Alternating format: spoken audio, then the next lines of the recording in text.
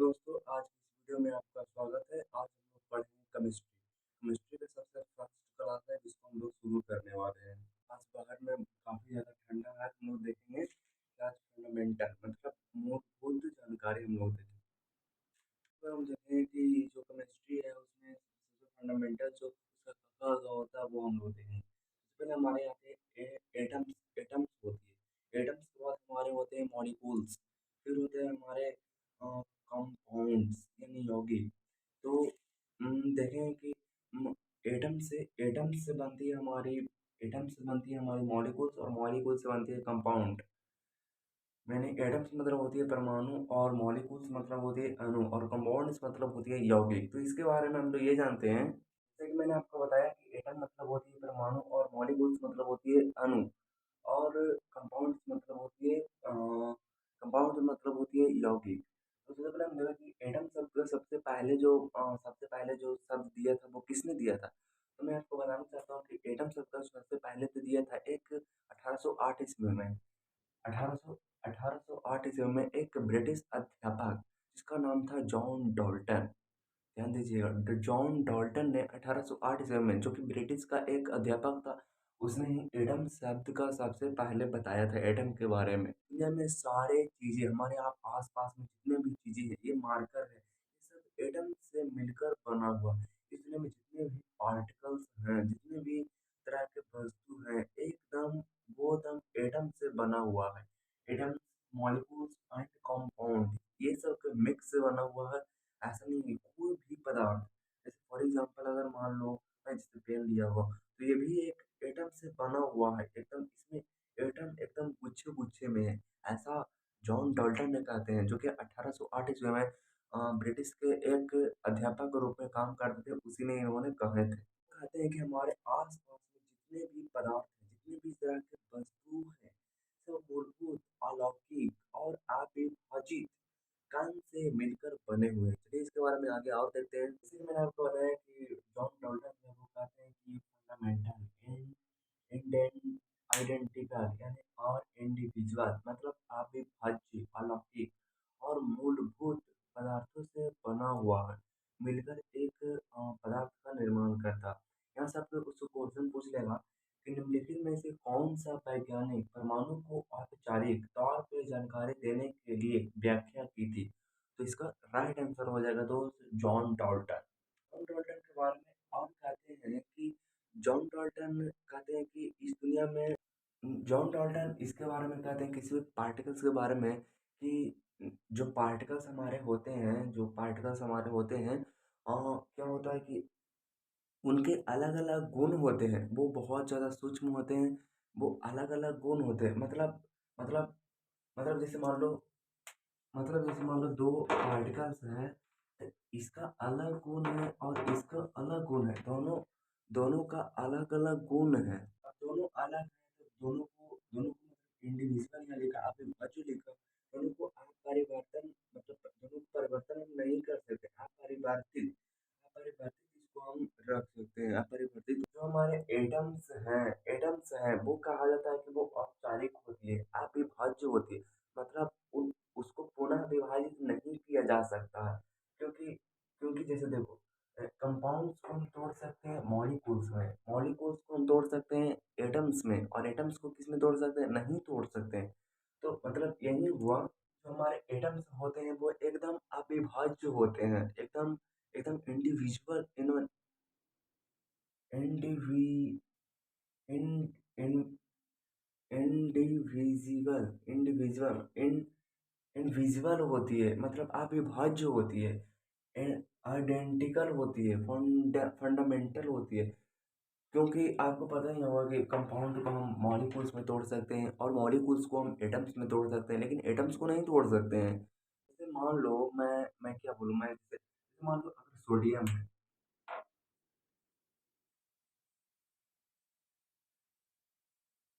मान लो अगर अभी ठंडा बहुत ज़्यादा है तो मान लो अगर सोडियम है और सोडियम का क्या होती है, सोडियम का जो एटॉमिक नंबर होती है वो कितना होता है, सोडियम का एटॉमिक नंबर 11 होती है और जो मास नंबर होती है वो कितना होती है, 23 होती है। अब इसको मुझे तोड़ना है तो मेरे ख्याल से आपको समझ में आया। चलिए इससे पहले एक और चीज़ देखते हैं। हम यहाँ समझेंगे कि एटम्स क्या होती है। जैसे एक एटम्स एक गोलाकार गोलाकार होती है। एटम्स एक गोलाकार कण होती है एटम्स के बारे में, जिसके अंदर इलेक्ट्रॉन, प्रोटॉन और न्यूट्रॉन होती है। इलेक्ट्रॉन, प्रोटॉन और न्यूट्रॉन होती है। इसका चार्ज नेगेटिव होता है और उसका दोनों का चार्ज पॉजिटिव होता है।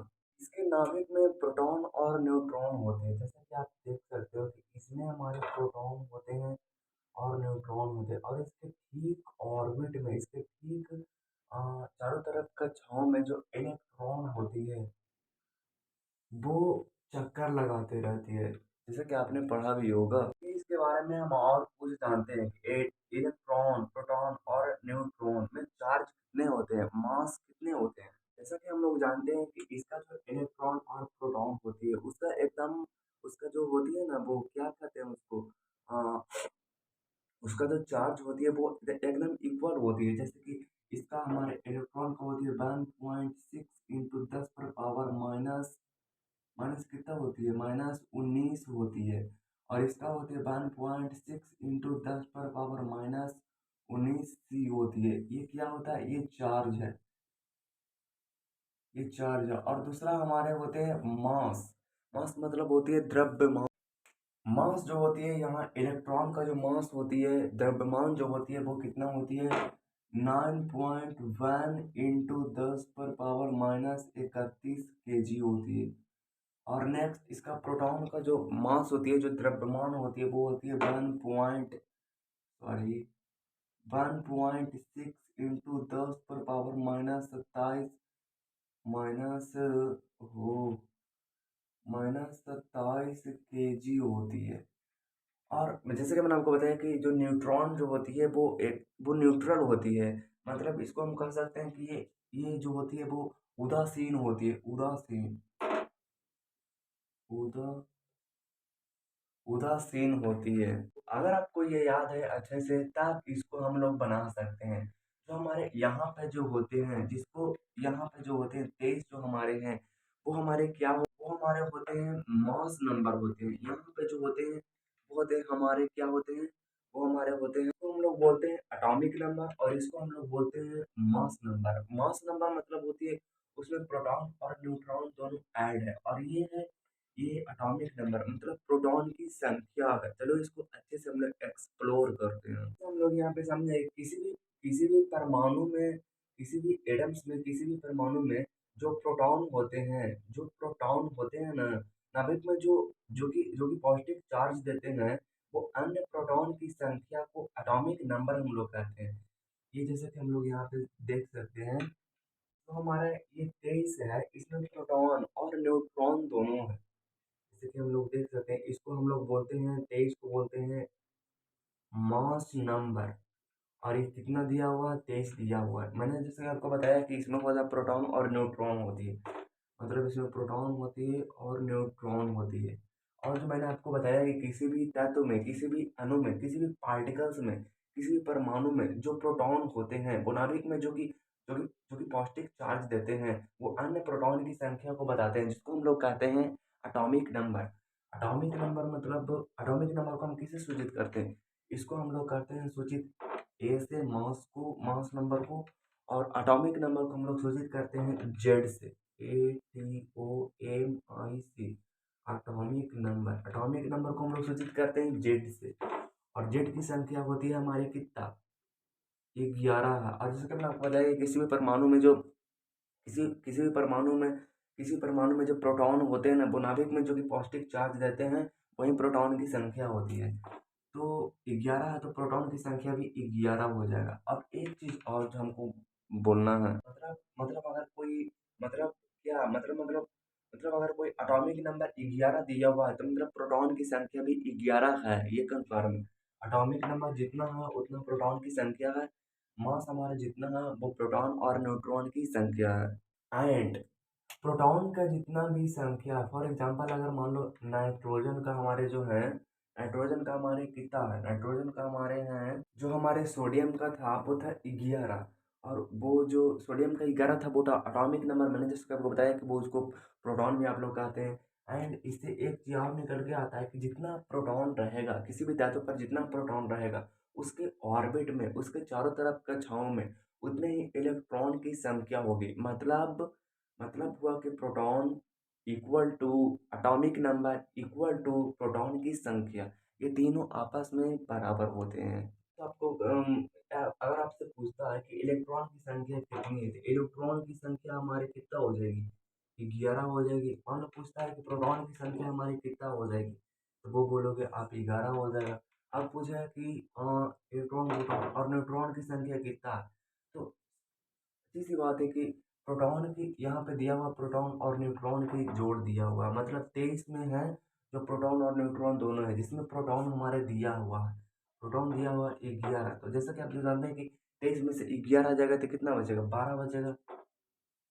12 और 11 कितना हो जाएगा, 12 और 10 कितना हो जाएगा, 12 और 10 22 और 1 23। तो सिंपल सी बात है, उसका जो उसका जो एटॉमिक नंबर होती है, मतलब किसी भी, जैसे मान लो सोडियम का होती है एटॉमिक नंबर 11 होती है, तो वो प्रोटॉन की संख्या भी 11 है। उसके ऑर्बिट में जो चारों वो कक्षाओं में घूम रहा है, वो इलेक्ट्रॉन की संख्या को डिपेक्ट कर रहा है। मतलब प्रोटॉन की संख्या अगर पता है तो वो इलेक्ट्रॉन की संख्या भी पता है, एंड उसको एटॉमिक नंबर भी पता है। आपको जैसे कि मैंने आपको बताया, एंड उसके ऑर्बिट में जो चारों तरफ घूम रहा है वो इलेक्ट्रॉन होती है। एंड ऊपर में दिया हुआ तो उसको हम लोग मास कहते हैं, उसको हम लोग डिपेक्ट करते हैं ए से। एंड वो प्रोटॉन और न्यूट्रॉन की संख्या को डिपेक्ट करती है, मतलब दोनों का ऐड दिया हुआ। तो जैसे कि मैंने बताया कि दो को ऐड दिया हुआ और एक के सिंगल दिया हुआ, तो आप माइनस करके ला सकते हो, नॉर्मल सी बात है। और जैसे कि मैंने आपको बताया कि जो हमारे जो परमाणु होते हैं, जो हमारे होते हैं पार्टिकल्स जो हमारे होते हैं, वो एकदम उदासीन कण है, एकदम उदासीन। इस पर कोई भी चार्ज नहीं होता। उम, कोई भी चार्ज नहीं होता, क्योंकि इसके न्यूक्लियर में जितना पॉजिटिव चार्ज होता है ना, उतना नाभिक के बाहर इलेक्ट्रॉन की संख्या नेगेटिव नेगेटिव चार्ज होते हैं। मतलब दोनों एक दूसरे को न्यूट्राइड कर देते हैं, न्यूट्रलाइड कर देते हैं। मैंने आपको बताया जैसे कि प्रोटॉन और न्यूट्रॉन होते हैं किसी भी नाभिक में, मतलब न्यूक्लियर में। प्रोटॉन और न्यूट्रॉन होते हैं और इसके बाहर क्या होती है, नेगेटिव इलेक्ट्रॉन होती है। तो दोनों को पॉजिटिव जो चार्ज होती है वो इलेक्ट्रॉन के से नेगेटिव से न्यूक्लाइड हो जाती है, तो वो न्यूट्रलाइड हो जाती है। अब इसको हम लोग नाइट्रोजन के अगर समझ गए कि ये हमारी होती है, पता है क्या, ये हमारी क्या होती है, आप नीचे कमेंट जरूर करना। ये हमारी होती है एटॉमिक नंबर, जिसको हम लोग डी से जेड से डिपेक्ट करते हैं। ये हमारी होती है mass number, MASS mass number, जिसमें प्रोटॉन और न्यूट्रॉन की ऐड रहती है। एंड इलेक्ट्रॉन, प्रोटॉन और न्यूट्रॉन, ये सब जो हम निकाल सकते हैं वो तो एक फार्मूला बेसिस। चलिए इसके नेक्स्ट एग्जांपल को लेते हैं, क्या होती है। चलिए अब हम लोग इसके बारे में समझते हैं, पोटेशियम, जिसको हम लोग कैसे डिटेक्ट करते हैं। इसका जो हमारे मास नंबर दिया हुआ है वो 40 दिया हुआ है, और एटॉमिक नंबर जो दिया हुआ है वो 19 दिया हुआ है। चलिए इसको हम लोग निकालते हैं। इसको हम लोग कहते हैं मास, MASS मास नंबर। इसमें हम मास को हम लोग सूचित करते हैं ए से। इसमें हमारे इसमें हमारे होते हैं प्रोटॉन प्रोटॉन और होते हैं और न्यूट्रॉन होते हैं। चलिए इसमें इसको हम लोग क्या कहते हैं, इसको हम लोग कहते हैं एटॉमिक नंबर। इसको हम लोग कहते हैं एटॉमिक नंबर, जिसको हम लोग सूचित करते हैं किस चीज से, जेड से करते हैं। इसमें अगर ये दिया हुआ है तो ये समझो कि इलेक्ट्रॉन की संख्या दिया हुआ है और दूसरा प्रोटॉन की संख्या दिया हुआ। अब यहाँ से कुछ भी आपको पूछेगा, कुछ भी, तो आपको पता चल जाएगा। जैसे मान लो 40, हमको मान लो इसमें न्यूट्रॉन दिया हुआ नहीं है, तो न्यूट्रॉन मुझे निकालना है, तो दोनों का ऐड दिया हुआ वो 40 दिया हुआ है। 40 में से अगर 19 को हम लोग हटाएंगे तो कितना बचेगा, 21 बचेगा। अगर पूछता है कि इलेक्ट्रॉन की संख्या कितना, तो प्रोटॉन की संख्या इक्वल टू इलेक्ट्रॉन की संख्या, क्योंकि आपको पता है कि प्रोटॉन जितना होता है उसके ऑर्बिट में जो नेगेटिव चार्ज लगाते हैं वो उतना ही लगाता है। तो ये क्या हो जाएगा, हमारे इलेक्ट्रॉन की संख्या हमारे कितना हो जाएगा, जितना प्रोटॉन की संख्या 19 हो जाएगा। सिंपल। तो अब हम लोग देते हैं क्लोरीन का होती है CI। इसका जो मास नंबर होती है वो 35 होती है और इसका एटॉमिक नंबर वो होती है 17 होती है। चलिए इसको हम लोग निकालते हैं। जैसे कि मैंने आपको बताया कि ये जो दिया हुआ है, ये दिया हुआ है मास नंबर दिया हुआ है। मास नंबर दिया हुआ, मास न मास नंबर दिया हुआ और इसको हम लोग सूचित करते हैं, मास नंबर को ए से सूचित करते हैं। नेक्स्ट, इसमें जो होती है संख्या होती है वो प्रोटॉन और न्यूट्रॉन का एडिशन होती है। मतलब प्रोटॉन और न्यूट्रॉन के एडिशन होती है। और मैंने आपको क्या बताया था, जो हमारे 17 होती है वो होती है हमारी एटॉमिक नंबर होती है, ATOMIC एटॉमिक एटॉमिक नंबर होती है। इसमें जो होती है जितना एटॉमिक नंबर होती है एटॉमिक नंबर को हम लोग सूचित करते हैं जेड से। मैं कभी कभी कंफ्यूज हो जाता हूँ कि ए से है मतलब ये एटॉमिक नंबर है ना, इसको हम लोग मार्क्स से सूचित करते हैं। पता नहीं इसके पीछे क्या रीज़न है, शायद मैं किताब उताब इसको देखूंगा तो आपको साथ शेयर करना मैं चाहूँगा। एंड एटॉमिक नंबर को हम लोग जेड से सूचित करते हैं। एंड इसमें जो होती है वो जेड से सूचित करते हैं और इसमें जो होती है वो जितना एटॉमिक नंबर हमारी होती है उतना हमारे प्रोटॉन की संख्या होती है। और ठीक इसके ऑर्बिट में जो चक्कर लगाते हैं इलेक्ट्रॉन नेगेटिव, उसका भी संख्या एकदम इसके के बराबर होती है। मतलब अगर कोई पूछे आपसे कुछ भी पूछे कि प्रोटॉन की संख्या कितनी है क्लोरीन में, प्रोटॉन की संख्या, तो आप बताओगे सर। नेक्स्ट, 3 को तो होता ही है। इलेक्ट्रॉन की संख्या अगर पूछता है तो वो कितना होगा, 17 प्रोटॉन के बराबर होती है, क्योंकि प्रोटॉन जितना रहती है उतना उसके ऑर्बिट में चक्कर लगाते हैं। एंड नेक्स्ट हमारी है न्यूट्रॉन की संख्या कितना है, तो दोनों का एडिशन दिया हुआ हमारे कितना दिया हुआ, वो 35 दिया हुआ। 35 में से हम प्रोटॉन को घटा देंगे, यानी यानी लिख सकते हैं प्रोटॉन बराबर क्या लिख सकते हैं ए माइनस जेड लिख सकते हैं, ए माइनस जेड लिख सकते हैं। ए हमारे दिया हुआ है 35 और घटा देंगे प्रोटॉन की संख्या को, तो प्रोटॉन की संख्या हमारी 17 है। तो घटा देंगे 17 में 35 में 17 जाएगा तो कितना, 17, 17 और 3 20 और 10 30, यानी 5 3 15 3 18। सिंपल। कोई हमें अणु दिया हुआ है, उसका दिया हुआ एक क्वेश्चन है कि कोई अणु दिया हुआ है, कोई मतलब कोई तत्व दिया हुआ है, कोई अ, मतलब कोई एलिमेंट्स दिया हुआ है जिसका इलेक्ट्रॉन दिया हुआ है, इलेक्ट्रॉन बराबर 7 दिया हुआ है और न्यूट्रॉन जो दिया हुआ है वो भी 7 दिया हुआ है। पूछ रहा है कि ये कौन सा तत्व है। तो सबसे पहले हम नहीं जानते हैं दोस्त कौन है नहीं है, मुझे कुछ भी नहीं पता, लेकिन चलो इसको धीरे धीरे हम लोग निकालते हैं क्या आता है। मैंने जैसे कि आपको बताया था कि इलेक्ट्रॉन जो होती है, इलेक्ट्रॉन की संख्या जो होती है वो प्रोटॉन के संख्या के बराबर होती है, पहला चीज। दूसरा चीज हम लोग जानते थे कि जो न्यूट्रॉन जो होती है वो प्रोटॉन प्लस न्यूट्रॉन का एडिशन होती है। मतलब अगर मान लो दोनों का निकल जाएगा तो न्यूट्रॉन उसमें से घटा देंगे तो वो प्रोटॉन की संख्या हो जाएगा। तो जैसे कि देखो कि प्रोटॉन की संख्या हमारे कितना इलेक्ट्रॉन के बराबर है, इलेक्ट्रॉन हमारे कितना दिया हुआ है, 7 दिया हुआ। इलेक्ट्रॉन दिया हुआ है 7, इसका मतलब प्रोटॉन भी 7 दिया हुआ है, तो यहाँ पर हम 7 को रख देते हैं। न्यूट्रॉन की संख्या हमारे दिया हुआ है 7, इसका मतलब है कि ये 7 है। इसका मतलब है कि 7 दूनी के 14 हमारे, जो 7 दूनी के 14 हमारे क्या आ जाएगा, वो आ जाएगा हमारी मास नंबर आ जाएगा, मतलब ऊपर वाले आ जाएगा जिसको हम लोग ए से डिपेक्ट करते हैं, जिसमें होती है न्यूट्रॉन और प्रोटॉन के एडिशन होती है। तो मेरे ख्याल से ये 14 जो आया वो क्या आया, 14 जो आया वो हमारे आया मास नंबर आया, मास नंबर आया। अच्छा फिर पूछता है, अगर पूछता है कोई कि एटॉमिक नंबर क्या होगा, तो एटॉमिक नंबर क्या होगा, एटॉमिक नंबर जो होती है वो मैंने आपको बताया था कि इलेक्ट्रॉन और प्रोटॉन के बराबर होती है। मतलब जितना प्रोटॉन होगा उतने ही बाहर में ऑर्बिट करता हुआ इलेक्ट्रॉन नेगेटिव होगा। तो तो एटॉमिक नंबर की संख्या कितना होगा, इलेक्ट्रॉन के बराबर या प्रोटॉन के बराबर। तो कितना हो जाएगा, इलेक्ट्रॉन कितना है, इलेक्ट्रॉन 7 है तो वो 7 हो जाएगा। फिर यहाँ पे पूछता है आपको, अच्छा वो तो निकालेंगे यार, अच्छा निकाल लिया, देखो निकाल भी दिया मुझे पता है। अच्छा प्रोटॉन की संख्या एक पूछ रही है, तो प्रोटॉन की संख्या तो पूछी, तो प्रोटॉन की संख्या कितना हो जाएगी, प्रोटॉन की संख्या हमारे इलेक्ट्रॉन के बराबर होती है, मतलब 7 हो जाती है।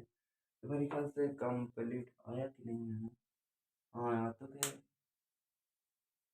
कुछ क्वेश्चन है कि आवर्त सारणी का ऐसा कौन सा तत्व है जो कि जो कि न्यूट्रॉन लेस होती है, तो वो होती है hydrogen. Hydro hydrochloric acid HCl, नमक NaCl। किसी भी चीज का हल्का या भारी होना किस पर डिपेंड करता है? उसके मौलिक मास पर डिपेंड करता है, मौलिक मास। मेरे ख्याल से आज का केमिस्ट्री यहीं पे समाप्त करते हैं, इसके नेक्स्ट क्लास में देखते हैं। वैसे केमिस्ट्री पढ़ने में बहुत मजा आया दोस्त, बहुत मजा। मतलब अगर आपका ऑनर्स वगैरह या तो फिर और कुछ भी केमिस्ट्री है, अगर या तो फिर आप केमिस्ट्री आगे लेना चाहते हो तो बहुत अच्छी है। और अगर पर नहीं लेने के लिए सोचो तो मैं ये सजेशन देता हूँ कि केमिस्ट्री लो, बहुत ही अच्छी सब्जेक्ट है। वैसे आपकी जो इच्छा है वो करिए, मैं सजेशन देने वाले कौन होता हूँ। तो टिल देन बाय बाय।